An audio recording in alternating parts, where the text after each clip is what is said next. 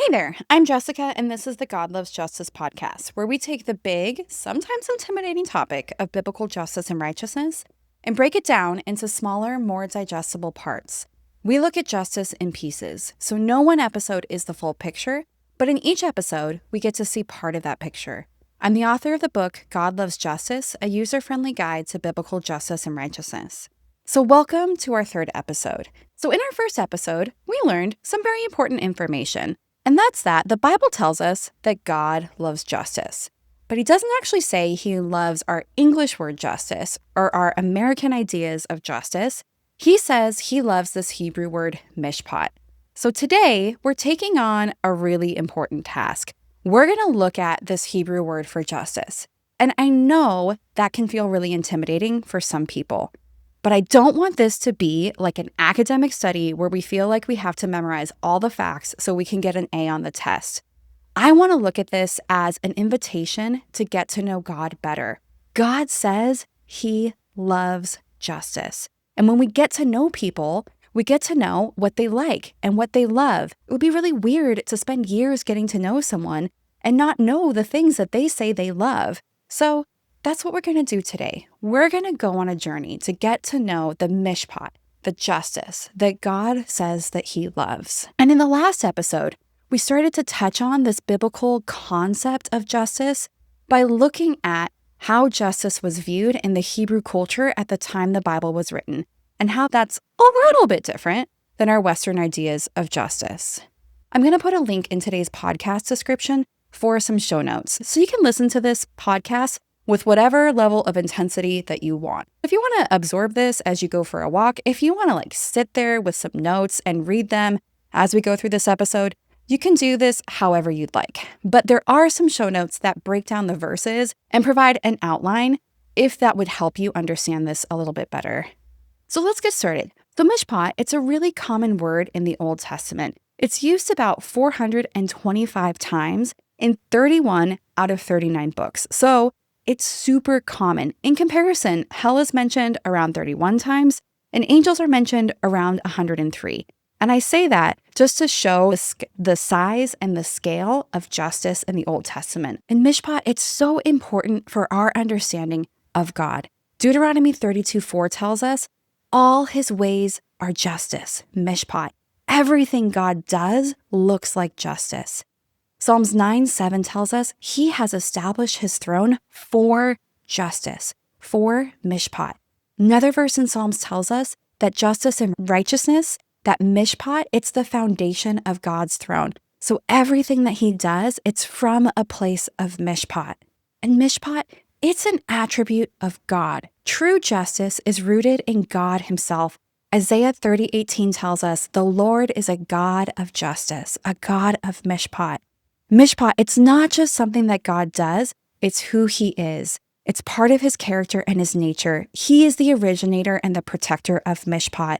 Our justice flows from him. And how can we understand what mishpat means? When mishpat's translated into English, it's translated into a whole range of words, including justice, but also words like law, plans, and rights. So how can we understand what it means? The first dimension I want us to look at is that mishpat, it's right order. The theologian Bruce Waltke, he summarizes mishpat as to establish a heavenly norm or pattern on earth. I'm going to reread that because I think it's really powerful. To establish a heavenly norm or pattern on earth. And we see order in so many parts of this world. A big example of that is in science. When God created the physical world, he put an order into it. He put an order into our bodies, into our galaxies, into our ecosystems. And that order, that structure, it invites and it sustains life. And when something's out of order, you may not think you care about right order, but you do care when things go wrong. When something is out of order, death, disease, destruction, it starts to take hold. So what is mishpat? Mishpat can be summarized as honoring and expressing God's order for his creation. And his chosen people, the Jews, the Israelites, they were expected to reflect that order in all parts of their nation, in their relationships, in their families, their legal systems, even in their religious practices. Everything needed for people and the physical world to holistically flourish. And the one thing I love about order is that it's very practical. So all of you out there who love your spreadsheets, who love organizing, this is probably a dimension that you can get excited about. And one more illustration for how Mishpat connects to order is an illustration we see in the Old Testament. So Mishpat, it can mean plan or design, and there's 3 places in the Old Testament where Mishpat refers to a plan used to create a space for God's presence to dwell on the earth. It's in the Tabernacle of Moses in Exodus 26:30, Solomon's temple in 1 Kings 6:38, and the temple prophesied in Ezekiel 42:11. So in all of those cases, someone was given a mishpat, a plan, to create a physical building for God's presence to come and dwell. And I don't think we can take that literally. So I don't mean like if you're an architect, you can make such a beautiful building that God's presence is going to come on earth. I think it's just a really great illustration for how beautiful order can be, for how beautiful mishpat is. So mishpat, it's right order. Next meaning, so mishpat, it does describe legal order and individual rights. And this is, I think, the easiest for Western-minded Christians to see in the Bible, probably because justice has such a legal flavor in English. So mishpat, it commonly shows up in legal terms, and it can mean a case, a verdict, a right, a decision, an entitlement, or a sentence. And mishpat, it can be expressed when someone is given what is due to them, whether that's their God-given rights or punishment when they've broken the law. And in just a little bit, we'll kind of hit how punishment can connect to justice, but not always. And in this legal dimension of mishpat, we see that justice is anchored in a value for right relationships, both with God and with people. So even in the legal parts of justice, they're built on a foundation of valuing right relationships. Legal order, it's an important way to build and keep the structure of a nation. And in the Old Testament, even when mishpat was expressed in the law, the mishpat, it was still a response to God's character, words, and actions. And for Israel, that meant that mishpat, it was active and it was revolutionary because it flowed first from God, not from impersonal rules. In the Old Testament times, even when a nation had a law, the government, it was still centered around a person. For instance, in most cases, it was that nation's king.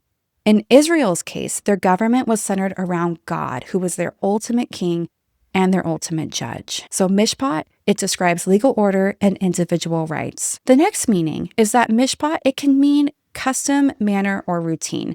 So mishpat, it was used to describe Israel's God and Israel's ways, but it was also used to describe the custom of other kings and gods. I say like gods like lowercase g. So example of that, in Judges 18:7, when the Israelites were going into the promised land, it says they found people living there after the manner, after the mishpat of the Sidonians. So other gods, other kings, they had their customs and their ways of living that people would imitate and follow.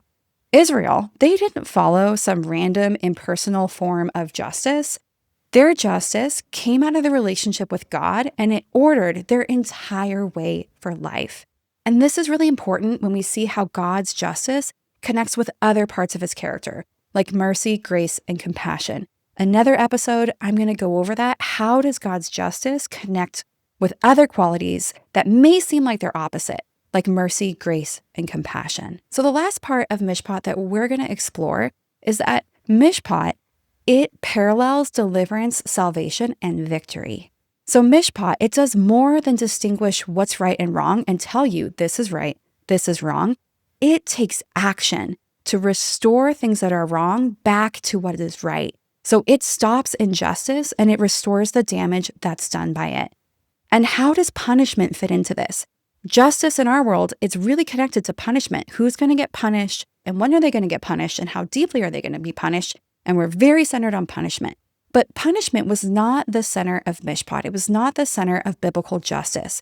Maybe it was part of the process, but the center of mishpat, it was always restoration, deliverance, and salvation. Freedom for the oppressed, not punishment for the perpetrator, is the more important result of judgment. Central to mishpat, central to God's justice, is restoration. And when you think about, we talked about in the last episode, how justice in Hebrew thought was deeply connected to this idea of shalom, this idea of a peace that comes from everything being whole and complete. Mishpat comes so that shalom can be established. So where there is brokenness, where there is a lack of shalom, justice steps in. It's active. It's revolutionary. So we're going to end this with a passage that I love in a writing from a Jewish rabbi called Eliezer Berkowitz. And he has this essay called Biblical Ideas of Justice.